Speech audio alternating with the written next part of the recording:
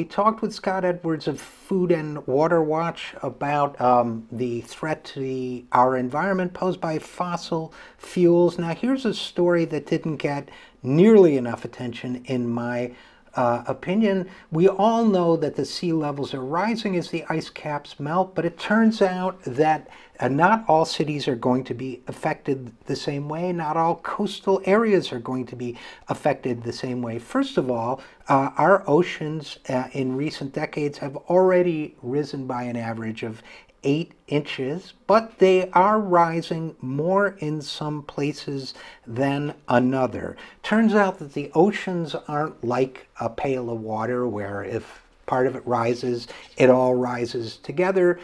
We're on a planet that's spinning. So when one part of the ice cap melts, it has a different effect in different parts of the planet. Now, it's a big deal because we're actually changing the environment so much that we are melting the ice caps at a rate that changes the gravity and the orbit of the Earth. The Earth wobbles on its axis, the water in effect sloshes around because of it, and there are higher levels of ocean rising in some places than in others. This is a huge deal.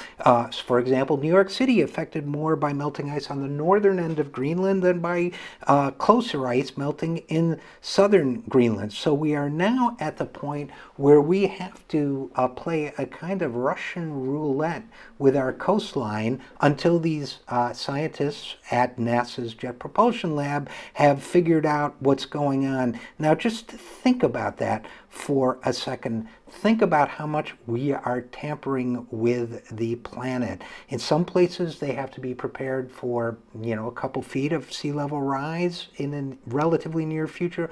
Other places might be 4 or 5 feet. But as one of the scientists involved in this project said, once you wait until you realize you have a problem, it's going to be chronic rather quickly.